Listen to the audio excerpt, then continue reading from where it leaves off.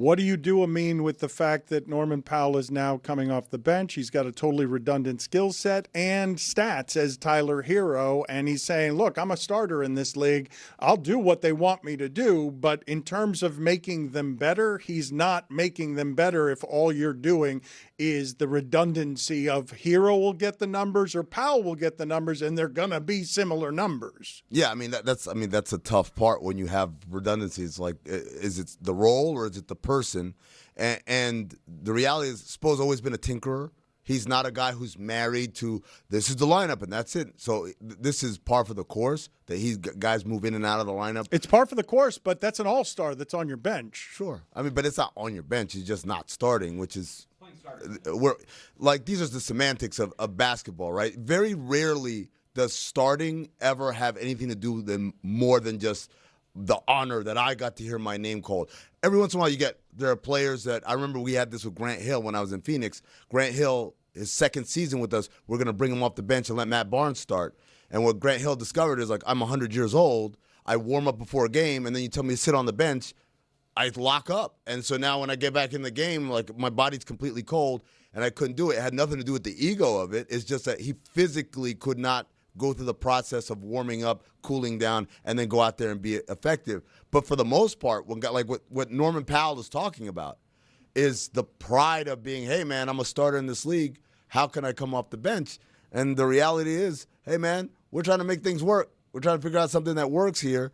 And, other than hurting your feelings, like Jeremy said, you're playing big minutes. It's not like you're playing 22 minutes a night. You're closing a lot of the times. So it's like, so what are we talking about? Just you didn't hear your name called?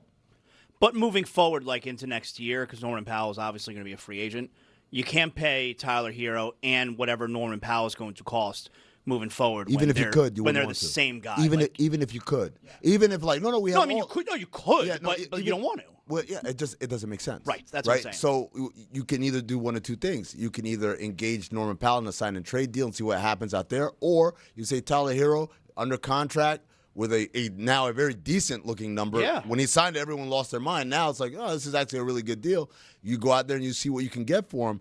Absolutely, that's a prudent thing to do, but it's kind of foolish to sit here and say, well, I'm going with this guy or that guy. You got to see what the options are. Actually, the thing that they should have done, they should have had the foresight, and it would have been a balls move, but they should have had the foresight to say, you know what, we could sell really high on Norman Powell at this trade deadline. It would have been a balls move. But that's really what they should have done. It's a balls move, but you know what ends up doing? It sends a message that, like, we are not all in on competing this year. And like Mike, that goes back to what Mike said.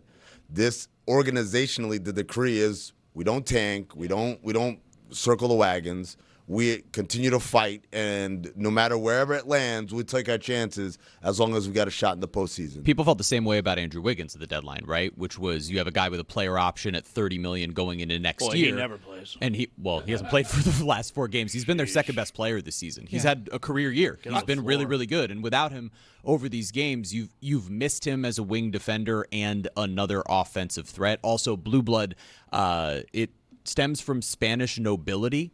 So for the folks who did not have to go out and work, their skin was lighter, and you could see their blue veins, in turn, blue blood. That's interesting. I have a question for Dan, Jeremy, and Zaz. In that order? Collectively, you can answer it. I don't want to be a tanking franchise. Yeah. I don't. I think that there is a difference in one isolated year to know that, all right, we don't have it this year. Let's kind of pack it in, reassess. You can couch it by saying, let's develop some guys. I don't think that's tanking. If they looked at this year, said, we're not really going anywhere that we want to go, let's try to build up some assets. I think that's a mid-season evaluation that you make, and for the better of your franchise, you try to develop these other pieces. I don't think that makes you a tanking franchise. I really don't. I don't think that's counterculture. I just look at the success that they've had with the guys that they've drafted, where they've drafted them. Like I heard Tony say in the background, like, oh, it's a good draft. Every draft is like, oh, you can get this guy here, you can get this guy here. If you're drafting at 11th or 12th because you decided to tank after the deadline, I don't know the difference that's making for the Heat in particular from, say, drafting 15th, That's where they've acquired all of these guys who have overachieved or are really talented young players. Kel'el Ware is very, very talented. Kasper Siakachonis has looked really good for a 19-year-old point guard. So I don't know the difference between those two things. And personally, whether it's from, someone who covers a team, but really even just from the fan perspective, I'd rather watch the rest of the season knowing my team can win on any given night. That game against Houston's entertaining. Doesn't matter what the fans want. The person who runs your franchise is 82 years old and over his dead body. He's not going to tank. He's not going to spend this portion of his life trying to build something for 5 years from now. He wants to see if they could do what they did against Giannis in the first round again, and he's going to be wrong, but this you got to blow out Pat Riley if you want to lose on purpose or if you're not going to try.